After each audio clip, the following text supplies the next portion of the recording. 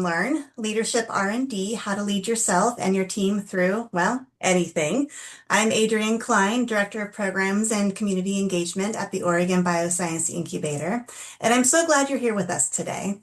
Before we get started, we have just a couple of quick housekeeping notes here, so please stay muted during the session. Take a moment to introduce yourself in the chat. We would love to get to know who's joining us. Feel free to submit your questions in the chat at any time. So we'll be monitoring the chat throughout the session and addressing the questions, addressing them during the Q&A and throughout the session as well. So feel free to just jump in with any questions. I'm going to share my LinkedIn in the chat so you can connect with me. And I encourage you to connect with my colleague who's here with me today, Lisa Wernley-Hutt. She's our controller and financial operations specialist who's here with us today as well. Let's see here. Our land acknowledgement, Otrati would like to acknowledge the land we are all on, wherever we may be. Otrati conducts business throughout Portland and beyond and is making an effort to acknowledge the history of the area and work towards decolonization of the bioscience industry. To learn more about Portland's native, diverse, and vibrant community, please read Leading with Tradition, a document created by the Portland Indian Leaders Roundtable, and we'll put that link in the chat as well. Just some upcoming events here. On Thursday, January 8th, we have our very first Accelerate Biotech Happy Hour of the year. And then in February, we have an SBIR STTR Grant Preparation Workshop. It'd be great to see you there. At the end of this Lunch and Learn, a survey is going to pop up, and it would be great if you just took a couple moments to fill out the survey for us to help shape our future improvements and ensure that we're bringing the program that fits your needs.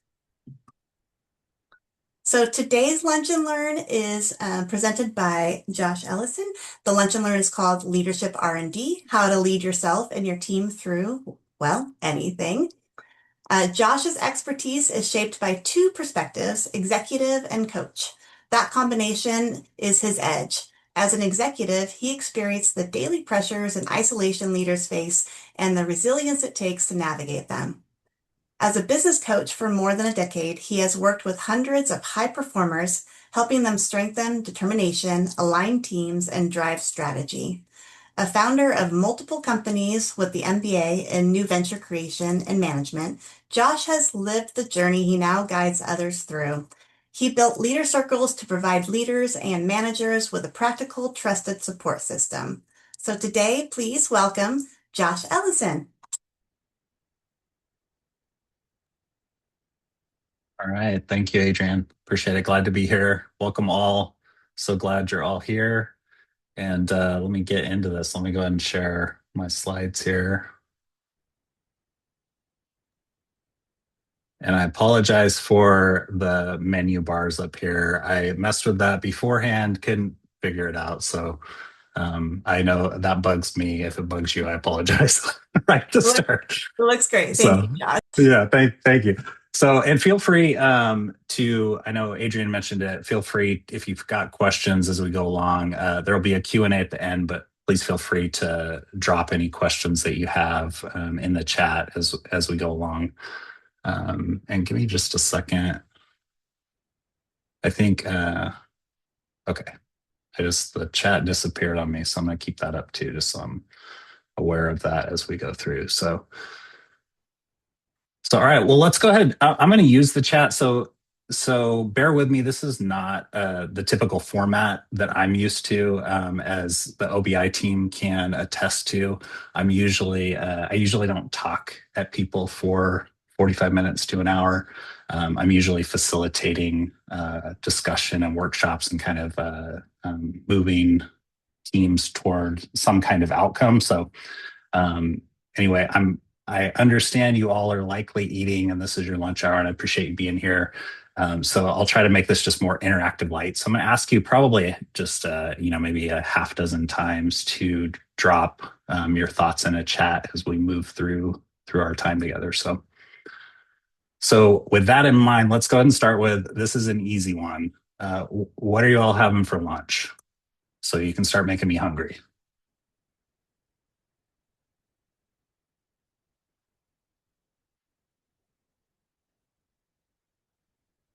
All right, bagel sounds pretty good. Thank you, Adrian. Leftovers sounds good. Yep, I've got some of those. Rice bowl and an apple. Yep, like it. Oh, tacos, curry bowl. Okay, sandwich. All right, thank you. Those are all sounding good. I'm getting some ideas here for what I'm gonna have when I'm done here. All right, so that was the easy one. The next one is not much harder. But what do you hope to get out of today? So you signed up and decided to spend your lunch with me and us for a reason. What was behind that? What are you thinking about? What would be if there was one thing you could walk away with today? What would that be?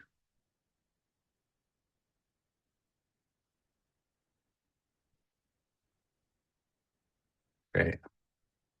Improve leadership skills, leading executive teams. Great.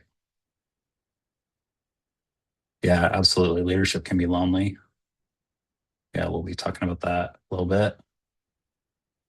Insights into R&D around leadership. Great. Yeah, those are all great. Thank you.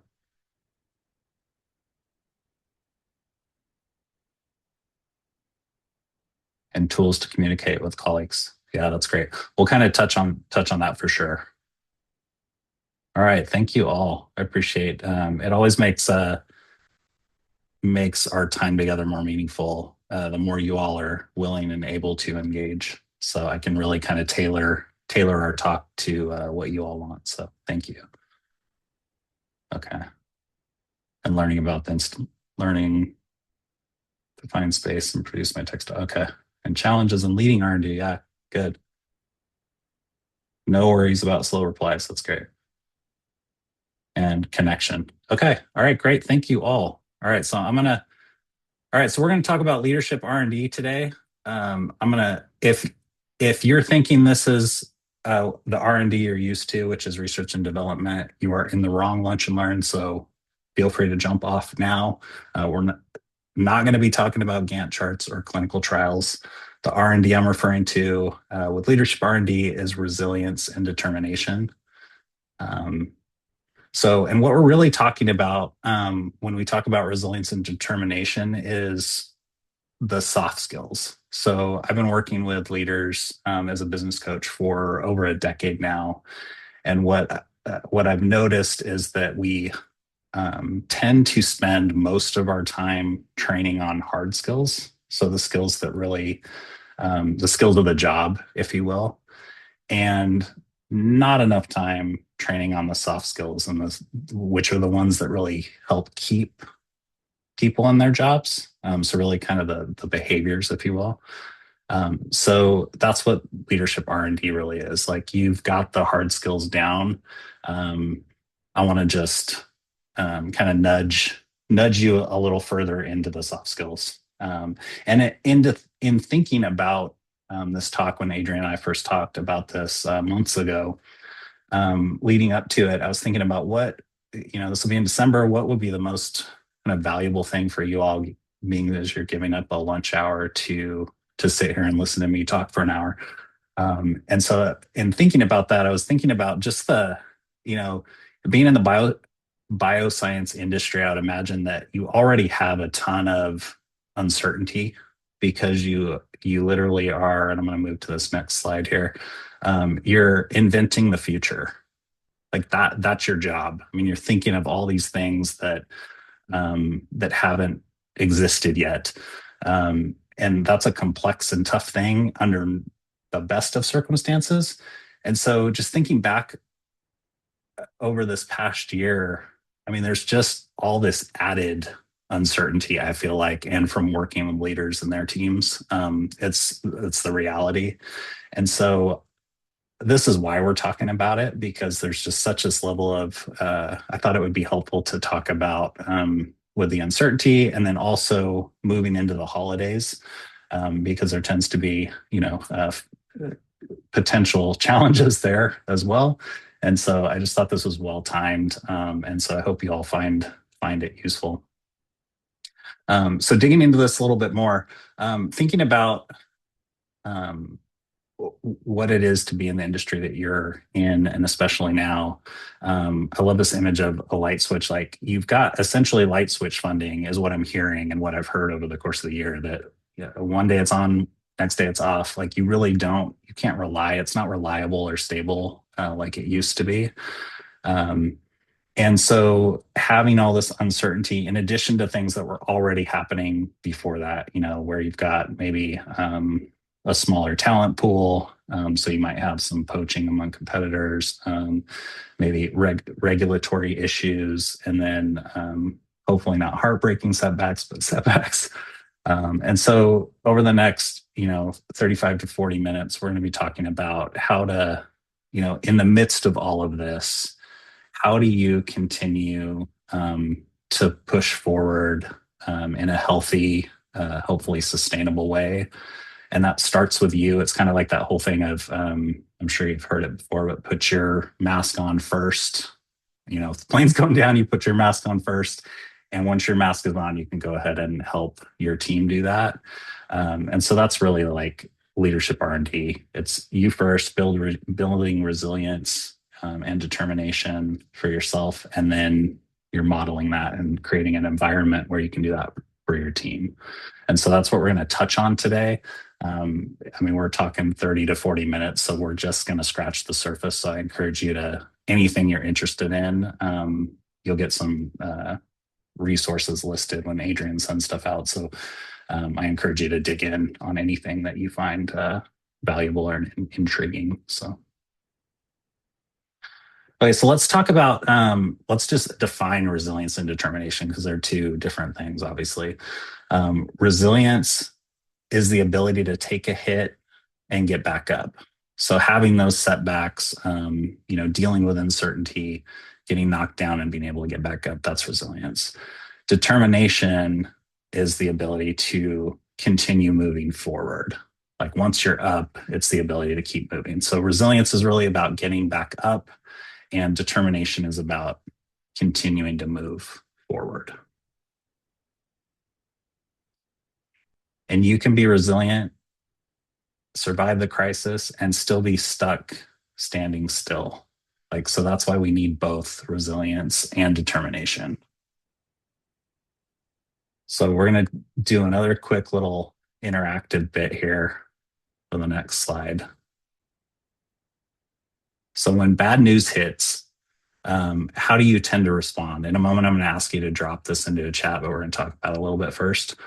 So you've got an externalizer or an internalizer. So think of just bad news that would be really upsetting for you.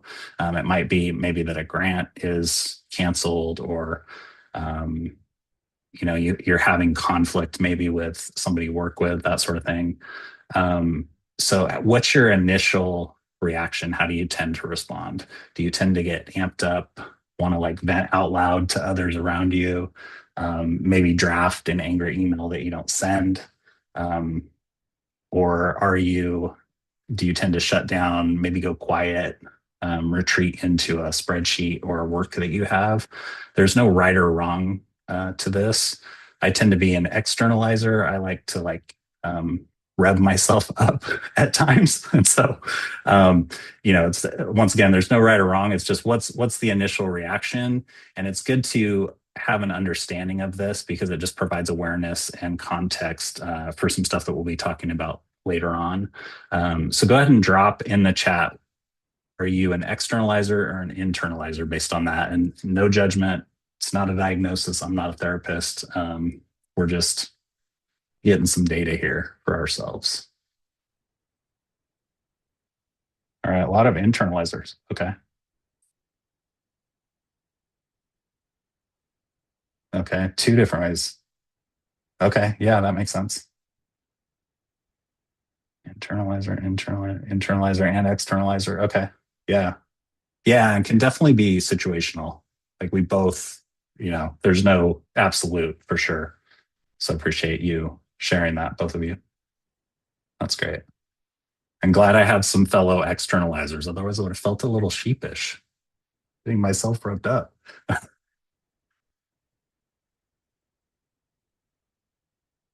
Yeah, and just a reminder, there's no, once again, no right or wrong. They just are like it's kind of a behavior that we have or have adapted. So and the challenge here is when we react.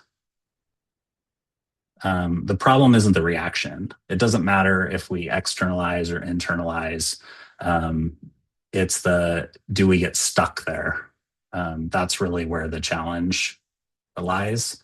And so resilience is really the skill of moving from reaction to response. So having that initial reaction and then being able to move past it so that we can get back into meaningful function again. So one more time, resilience is a skill of moving from reaction to response. That's really what we're talking about.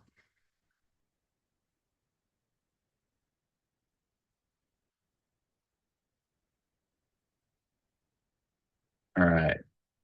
And it's so when some so when something happens, something upsetting, and this could be anything. I mean, I give the example here just because it's funny of a bear attack, but the like barrage of negative information that we get, that accumulation sometimes can feel like a bear attack or trigger a bear attack from our limbic system. And so the idea here is that we tend to think that there's so much out there about mindset and mindfulness, and the challenge is when we get hit with something that's upsetting, where our lizard brain is triggered, where it's that fight, flight, or freeze. Um, it's not like a mindset thing. We can't like positive think our way out of that. It's impossible at that point once that's activated. And so, um, and I love this example. So I don't love this example. That's the wrong thing. You'll understand that once I share the example. I had one of our children, when they were in their adolescent years, preteen, was just having a fit. And in the midst of, so they're like totally in their limbic brain, just freaking out. And they were in fight mode. Um, and I'm like watching this in real time, and they were outside, and they were stung by a bee. They stepped on a bee, and like immediately it shifted their body and like kicked them back into um, their logic brain. And I'm like just watching it, and so it was just so powerful. And I thought of that as I'm going through this, like you can't logic your way out of a nervous system hijack. And so we're going to get into that in a minute. Like the body's the first piece of what you deal with. um, but it's like when we're in that mode, we just got to kind of let it be. And I'm going to give you a tool or tools that you can use to basically reset your body. So we're going to talk more about that. But I just wanted to share that because it was just so I'll never forget it. Just that shift of like it was immediate. Like once the body was reset, like back into the logic brain, it was just so powerful. And I know we all have that. I just happened to witness it to that degree. So another quick poll: do you tend to and we probably all do all three of these things. And I think there's a fourth one, but I didn't look it up. I think there's like a more modern version of the lizard brain, but the one I remember is the trifecta. So do you tend to fight, flight, or freeze? Like when your limbic brain is triggered, what's that initial response that you tend to have? Is it fight, flight, or freeze? And once again, it can be triggered by all the doom and gloom coming at us these days. Like it's just that perceived threat that could potentially kick us into our survival brain. And there's no right or wrong. Freeze. Okay, a lot of freezes. Depends. Okay, yeah, absolutely. Depends. Sure. Depends. Sometimes it's fight, sometimes it's flight. Yep, absolutely. Yeah, depends on your energy level. Yeah, absolutely. Yeah, and situational. A lot of this is situational, especially being in modern society. This isn't the same as us like hearing a rustling in a bush and deciding whether do we stay and see what's in there or do we run away, like totally different, or do we freeze and maybe we make it, maybe we don't. Totally different thing in the modern world, but a lot of it presents the same way, which is so fascinating. And once again, no right or wrong here. It's really about just kind of identifying what our tendency tends to be, and then having some way to get us back online again. So when we're in our limbic brain, or our logic brain is offline. So how can we get back to executive function? So that's what we're going to talk about next. We're going to move into this three-step process to get you from panic back to determination. So here's your first three-step process for yourself. So your R&D. So step one, reset, and that's really, we're talking about resetting your body. Step two, reframing, and that's really reframing your mind or mindset. And then the final step is refocus. So we're talking about getting going again. So reset, reframe, refocus. Those are the three things. So step one, reset your body. So we start with a reset of our body by using grounding techniques. How many of you, and you can just say yay or nay in the chat, how many of you are familiar with or have tried grounding techniques? Nice. Yeah, yeah. Nice. Okay. Oh, so far, everyone. That's awesome.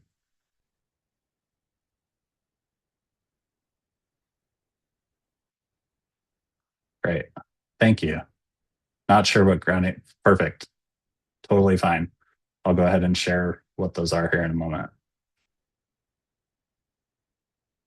Okay. All right. Yeah. So grounding techniques are exercises to help bring you back to the present moment. They're really about helping you shift from having distressing thoughts or emotions like panic or maybe anxiety, and helping you shift back into feeling calm and in control again. That's really what we're talking about with grounding techniques. And I became familiar with them years ago, using them with one of our children, actually, using what's called DBT, or dialectical behavior therapy. It's a mouthful. And it's a type of therapy that comes from another cool acronym, or tons of acronyms. CBT, which is cognitive behavioral therapy. And it's really, DBT is designed to teach skills and help people manage their emotions and balance acceptance with change. So, really kind of validating their experience and then helping them learn healthier ways to cope in the future. And it really focuses on four core skills of mindfulness, distress, and emotional regulation. That's three: emotional regulation and interpersonal effectiveness. So we're not going to get into any of those today. Actually, we're just going to dip our toe in, because we could spend a full day workshop or more going through that stuff. So, but you see a few here to get you going on a body reset. And if you Google or use AI now to just ask about grounding techniques, there are just a ton out there. And this first one, which I recommend, this book by Dr. Jenny Tatz, Taitz. She's the author of Stress Resets. This willing hands comes out of that, and I think that came out of the DBT stuff she mentions. So, but her book I love because it's all about quick tools, like recognizing that we just have this information overload. So her design behind the book was to give access to quick tools that you could do within moments, to help with these things and really get out of stress. So we're going to cover just the one today. But if you think about when you're in upset, what do we tend to do? We tend to like tense up, or like for me, I tend to get like my neck tension and shoulder tension, and she talks about that. And we might like scrunch our face. And so this willing hands that we're going to go through in a moment, and if you're eating, go ahead and keep eating. But if you can and are willing to with me, and I'm not looking at you, just so you know. So if there's any kind of you're feeling anything you're feeling, I'm not looking at you. You all are over here, so I'd have to turn my head. Um, so if you would with me, please, let's run through this willing hands. And these are things that you can do within 30 to 60 seconds to help you get back in control. Um, and and you can repeat them if you need to. So, it might take you a time or two. So you're looking at maybe a minute to 3 minutes until you can kind of be back online again. So, and these are things I've done. I actually did this first one, willing hands, today. I've done it before, but I did it today before this presentation because, like I said, I don't typically give presentations. I facilitate workshops. And so I was having some anxiety. My lizard brain was like not on high alert, but it was like a little chirping at me. So I did this willing hand. So if you would go ahead and do it with me now. So we're going to start by relaxing our facial muscles. So just try to so then the big one here is unclenching your jaw. Like we actually hold a lot of tension in our jaw. And oddly enough, I learned this through yoga that our jaw is linked to our like hips and what is it, like quads and like legs, which is crazy. But if you like relax your jaw, it actually helps with that and vice versa. So we're gonna start there, like unclench your jaw, just try to relax. If you've got your tongue on the roof of your mouth, go ahead and drop that. And then if your shoulders are up, go ahead and just relax those, let them drop. And then lastly, go ahead and flip your palms up either on your desk or on your lap, facing up, and open your fingers. And so while you're hopefully not activated right now, when you are, this is a signal to your brain for safety. Like when your palms are up and you've like released tension, but primarily when your palms are up and your fingers are open, that open is a signal to your brain that everything's good. Like we're safe. It literally is a manual override for your nervous system. So, and this one I've used so many times, and it does. It just it might take sitting there for a little longer than normal, but it's crazy how quickly that happens. And Dr. Tatswork's focuses on that. That there's like she talks about our facial expressions and body postures kind of creating this feedback loop that then is signaling to the brain what our emotions are at that time. So yeah, pretty fascinating stuff, I think.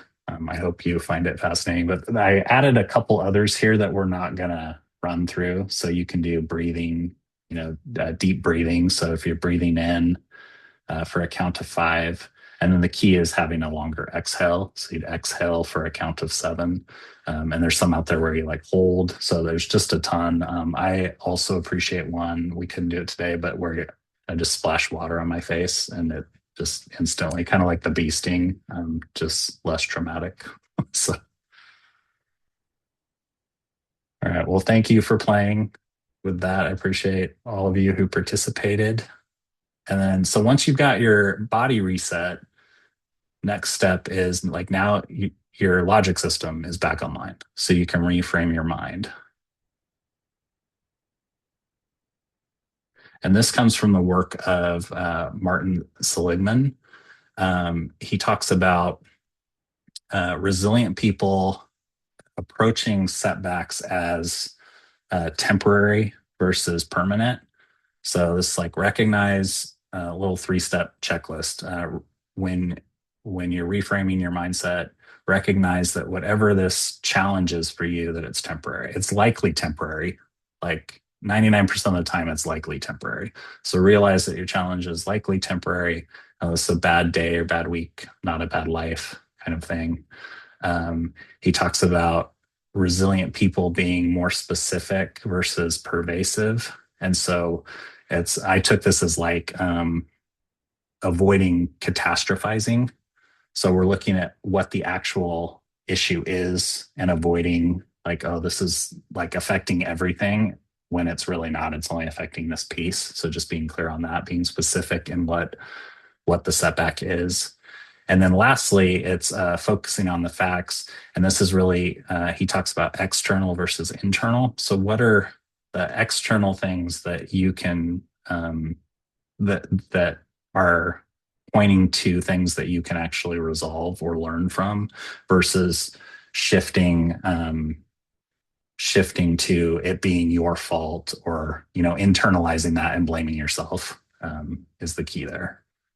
So you recognize it's temporary, get specific on what that setback is, and then focus on the actual facts so that you can learn from them and move on. And that's really, those are three keys you can take to reframe your mindset.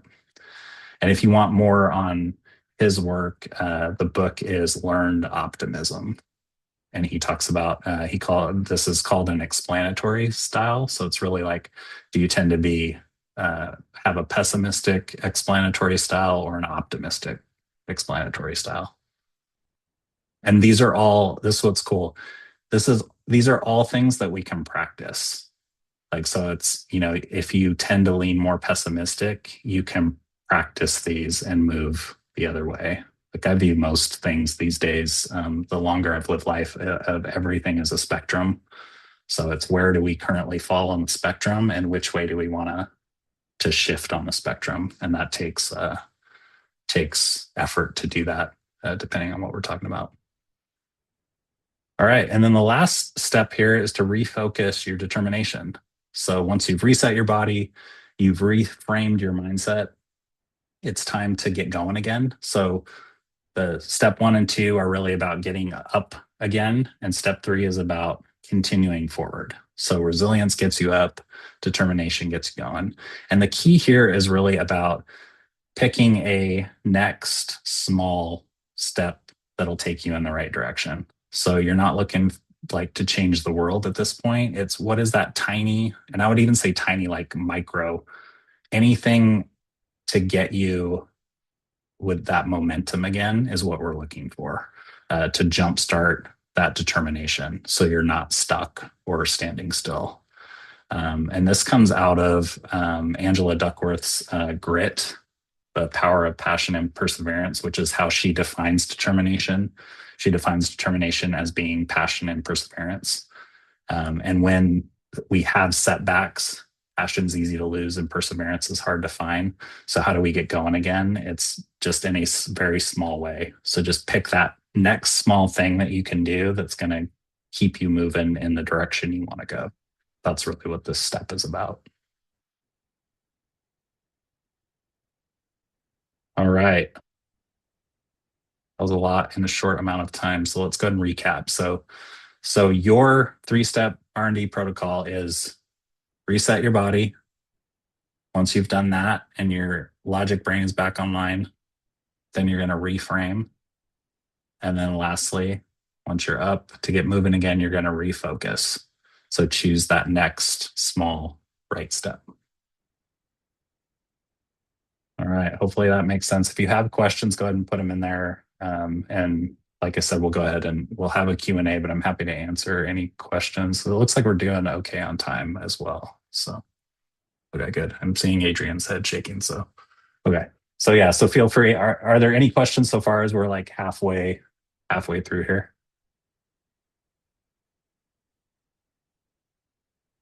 Hopefully I'm at least as interesting as your lunch.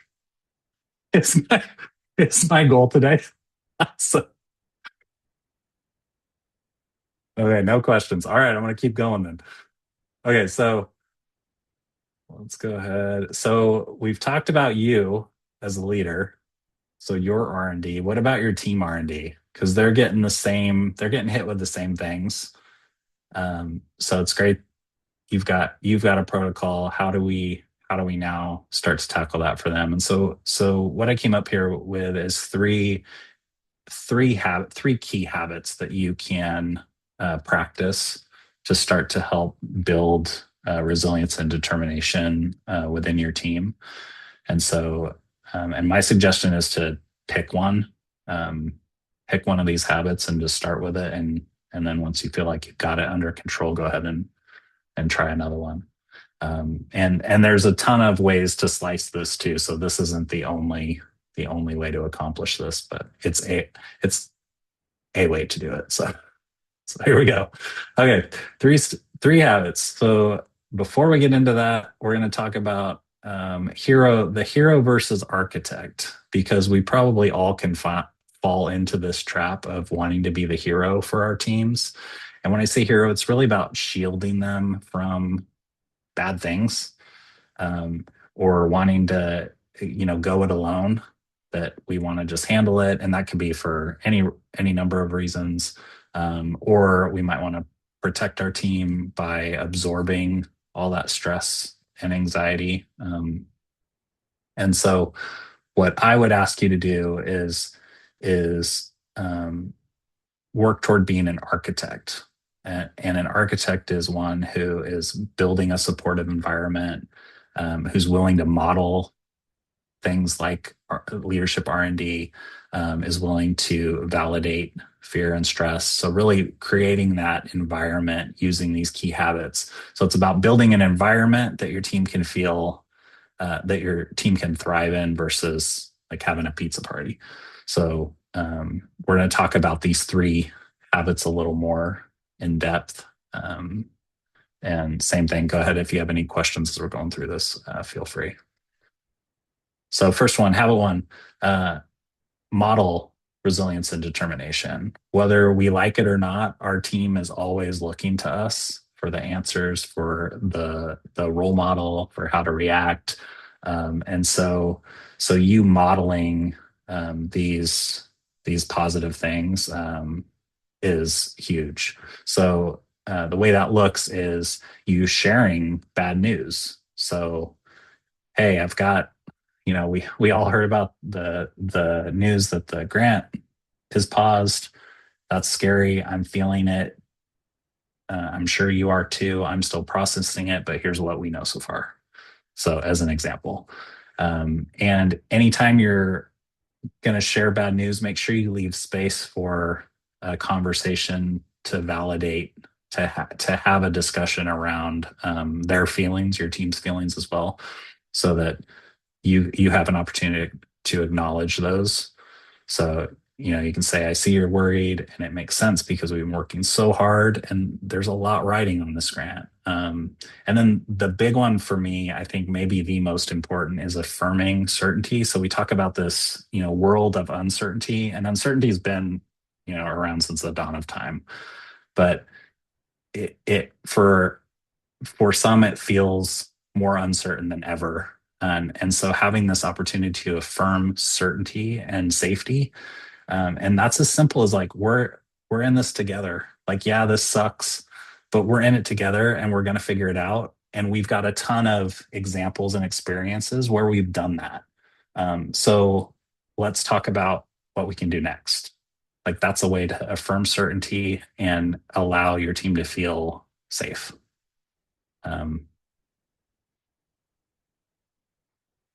all right. So habit one, model R&D. Habit two, celebrate good failure. So as a bioscience professionals, bioscience firms, so critical to celebrate good failure, because that encourages people to come forward and share ideas. And there's just so much wrapped up in that. And then of course you wanna still appropriately deal with bad failure. And I've just kind of listed some things there that not in the bioscience industry, but there's some things I came up with that might happen. So great, thank you. And this gives it gives you and your team an opportunity to transform failures into opportunities. So really allows you to have those conversations and learn, and might even spur, future ideas. So really important, celebrate the good ones.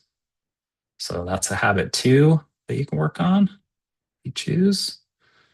And then the last one, habit three, is set micro wins. And this is so important because as we were talking about the certainty, this is an opportunity for you to create micro certainty. So there's all this macro chaos. This is an opportunity to set micro certainty.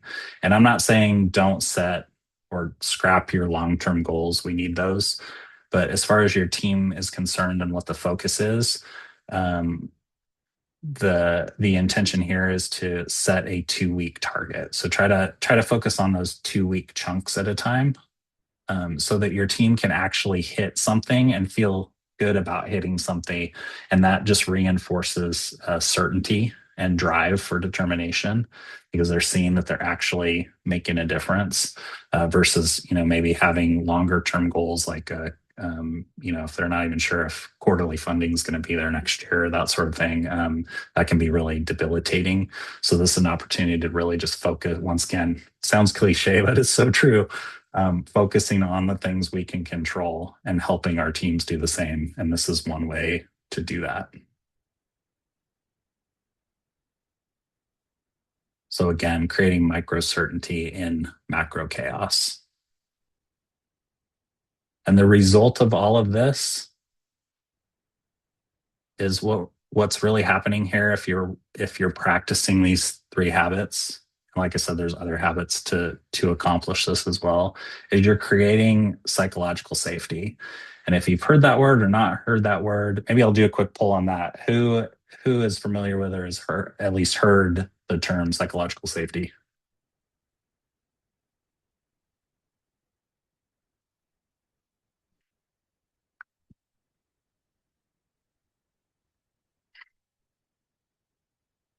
Okay, great. So most of you, some of you haven't, totally fine. So psychological safety, this comes from Dr. Amy Edmondson. She wrote The Fearless Organization, and she talks about companies who, like a bioscience company, for example, who are innovators and have likely complex environments. It's critical to create an environment of psychological safety because it allows teams to openly share ideas, failures, ask questions, share concerns, without fear of being punished or having reprisal or like any kind of humiliation, that sort of thing.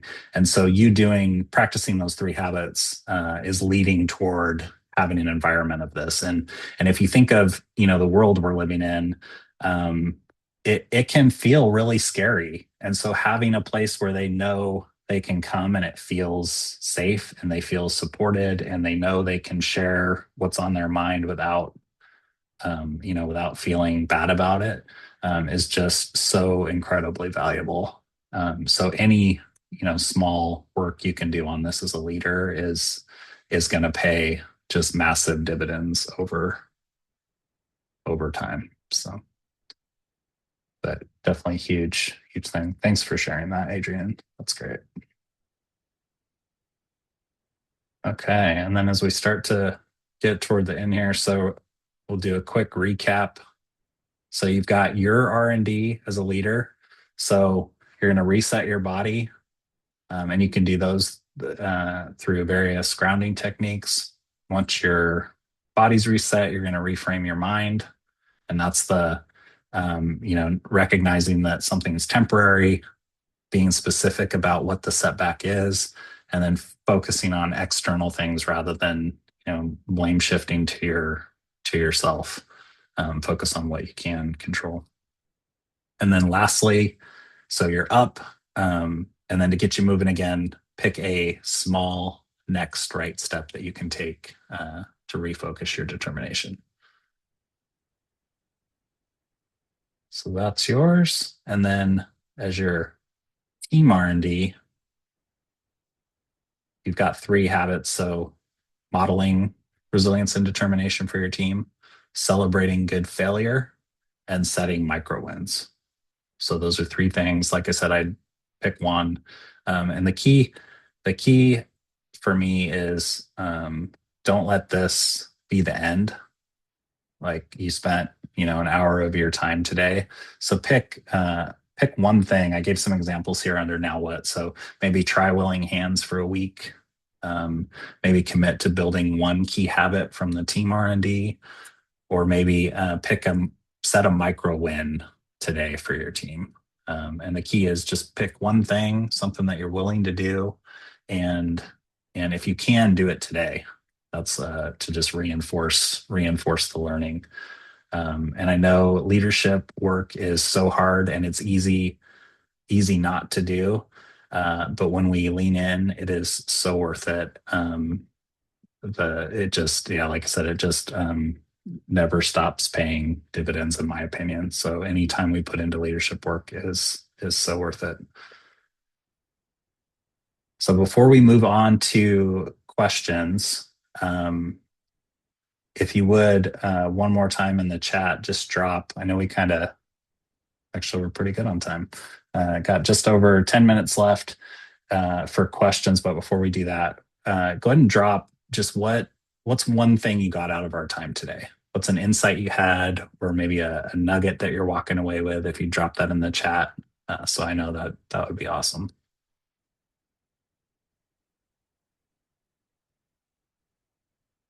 Celebrating good failure. Yeah.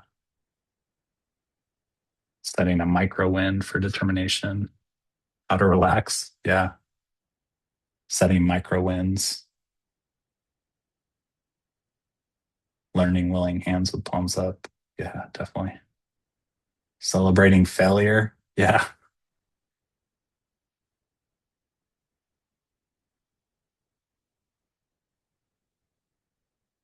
Great. Well, thank you all. I really appreciate you spending your lunch hour with me and participating. That's really helpful. It lets me know that I'm not just here talking to myself. So I really appreciate you all jumping in and being willing to drop stuff in the chat with me. I'm still seeing stuff. Good failure, hero versus architect, and setting micro wins. Never settle for less. Great. Thank you so much. All right. Well, thank you all. And I appreciate OBI inviting me to do this. I've really enjoyed the time here with you all today. And I'll go ahead and open it up to questions. And like I said, I hope I was at least as engaging as your lunch. So if I was, I hit my goal. Definitely more engaging than my bagel that I had earlier. So yes, thank you, Okay, Josh. I would hope so. Sounds good. If anyone would like to ask a question, and you can take yourself off mute and ask, or you can put it in the chat box too. If there's no questions, because it was really thorough and very enlightening, that's totally okay as well. But this is your time to get all your questions answered by Josh now. And again, we will be sending out the follow-up email that will have contact information for Josh. So if you do want to follow up with him after this presentation, you will be able to. Okay, so we have a question. How would you modulate the message between one for executives versus reports versus peers? Can you? Oh, wait, I can see it in there. Okay, great.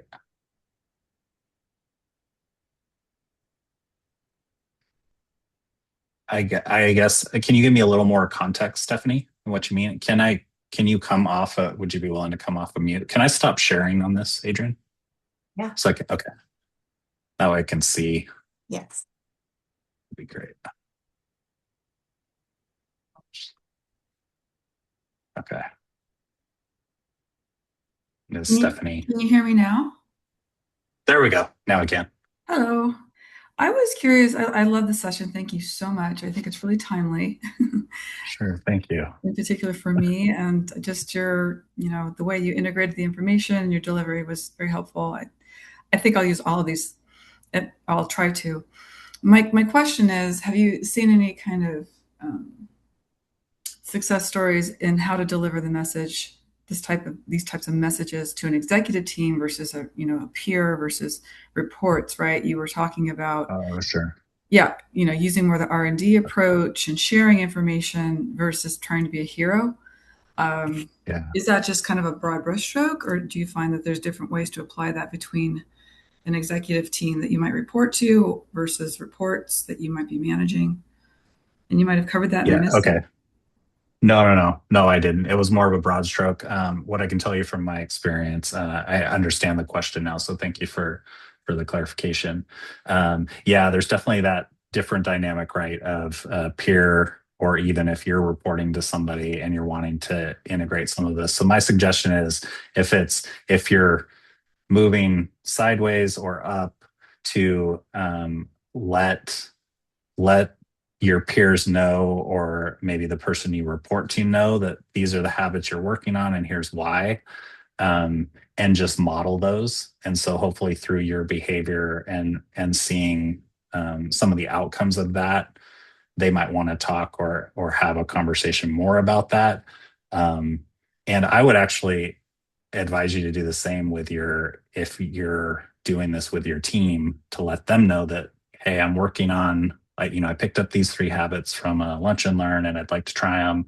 And so here's what I'm working on and here's why.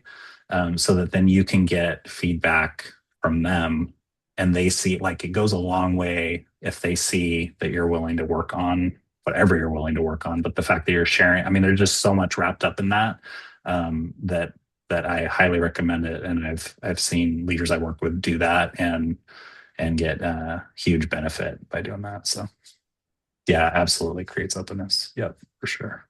It can be Did that infectious. answer your question, Stephanie? What's that, Adrian? Oh, I was saying it can be infectious as well. So Yes, yeah, it's a really absolutely. great question, great answer. And I'm just thinking like, yes, when one person models behavior, it can be very infectious for the rest of the team, that they also Yes. kind of fall into that social behavior, I suppose. Yeah, absolutely. Yeah, I think Yeah. you did answer my questions. Thanks. I think some younger generations are probably more open to that collaborative approach, like, hey, let's try this. I think some Yeah, boomers and others might be a little confused by it. sure. But I have heard some, that I am hearing you, and I think it is beneficial to beneficial practices to use for sure. And I think, like, I'm in product, and sometimes what I'll do is I'll set up communication strategies for different types of scenarios, like if we have a bug or something, a security issue, something like that. And I think even emails are set up in advance. And I think keeping those principles in mind and applying them, right? Like, here's what we know, and use that language would be really helpful. Yeah. Yeah, it goes a long way. Yeah, for sure. Well, thank you for the question, Stephanie. I appreciate it.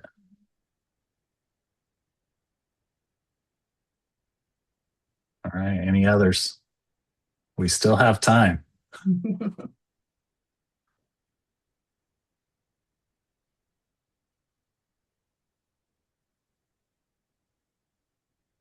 Well, it looks like we're good, so we can give a All little right. bit of time back to our community here.